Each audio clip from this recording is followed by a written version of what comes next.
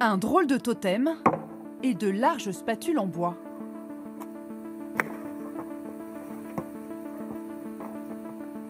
La scène peut paraître étrange, c'est en fait une séance d'entraînement. 3, 2, 1, go! Le bûcheronnage sportif se pratique à haut niveau, avec ses compétitions internationales, ses supporters et ses champions de légende, souvent venus d'Australie.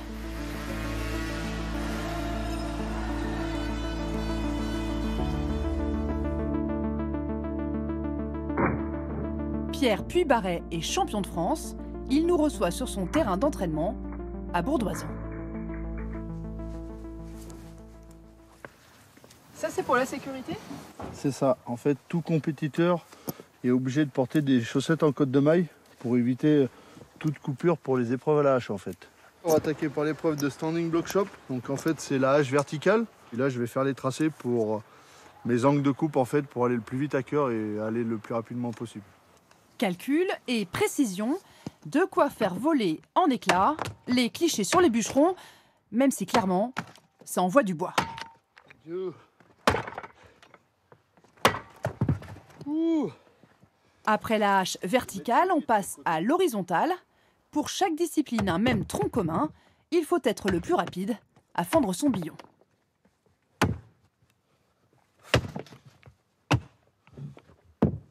Donc là, le record du monde, je crois qu'il est détenu par un Australien qui tape en 12 et quelques, il me semble, 12 secondes et quelques. Et moi, sur cette épreuve en France, je suis à 16,76 secondes. Dernière épreuve à la hache, le springboard avec ses planchettes en échelle, inspiré du travail des bûcherons dans la forêt. Ça coupe à tout va. Changement d'outil pour les 3 dernières disciplines, 2 à la tronçonneuse, 1 au passe-partout. Mais au fait, on en fait quoi de tout ce bois? Fait à part peut-être les copeaux qui vont partir pour certains collègues qui ont des fours à pizza, donc ils le prennent, ou pour les barbecues. Mais après, tous les gros morceaux, il faut les refendre, ou il y en a qui viennent pour du bois de chauffage, pour des chalets d'altitude ou tout ça. Mais sinon, c'est tout broyé, tout reconditionné derrière.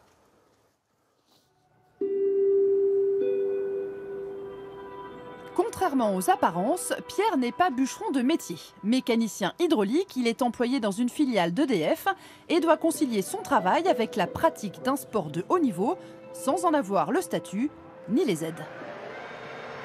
Ouais, il faut bien travailler pour pouvoir se payer le matériel et tout. Une hache, c'est entre 5 et 600 €. Un passe-partout, c'est dans les 2200 €. Donc il faut travailler la semaine pour pouvoir après commander du matériel pour être le plus performant possible le week-end. J'ai des entraînements, j'ai des compétitions. Mais après, du coup, mon employeur me laisse quand même une semaine de vacances pour partir au championnat du monde. Les championnats du monde, c'est à Prague cette année. Pierre rejoint le reste de l'équipe de France, à peine le temps de découvrir la ville. C'est l'heure d'entrer en lice, avec l'ambition de faire mieux que sa 5e place en 2015.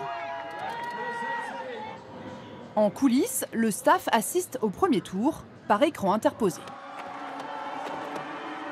Ça commence mal pour Pierre. Billon plus dur que prévu, beaucoup de temps perdu.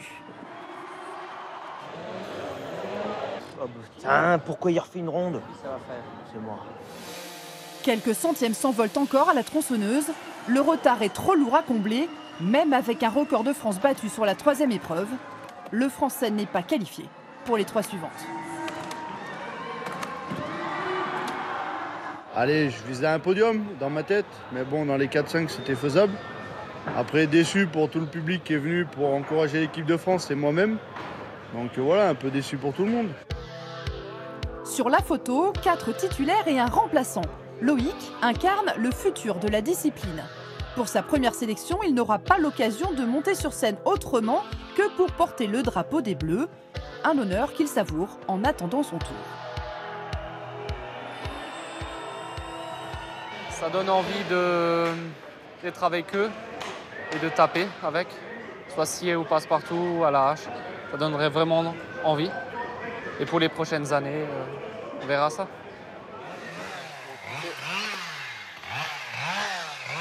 Le bois, c'est toute la vie du jeune Alsacien. Dans la famille de Loïc, on est bûcheron de père en fils.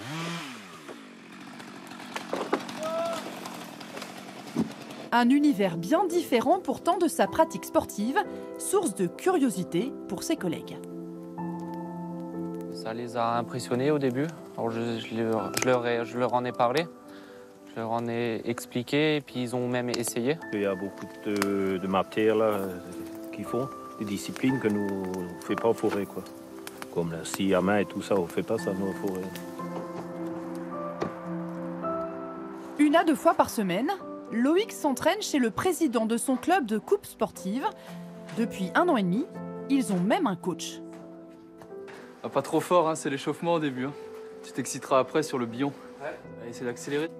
Eh ben, De la préparation physique pour l'explosivité aux séances vidéo pour l'amélioration du geste, rien n'est laissé au hasard. Je monte bien les bras. ouais. Là, ça c'est pas mal. Tu descends pas assez en bas là. Pas lever le pied, mettre plus d'angle sur le coup du bas. Il y en a beaucoup qui viennent juste pour taper et s'amuser. Moi j'ai décidé de m'y mettre à fond.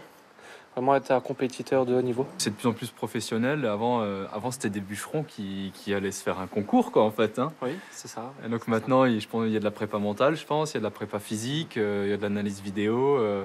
La diététique, je pense qu'ils y sont pas encore, mais ils vont peut-être y venir. Oui, la diététique, on y est ou pas? Pas pour l'instant. Pas pour l'instant.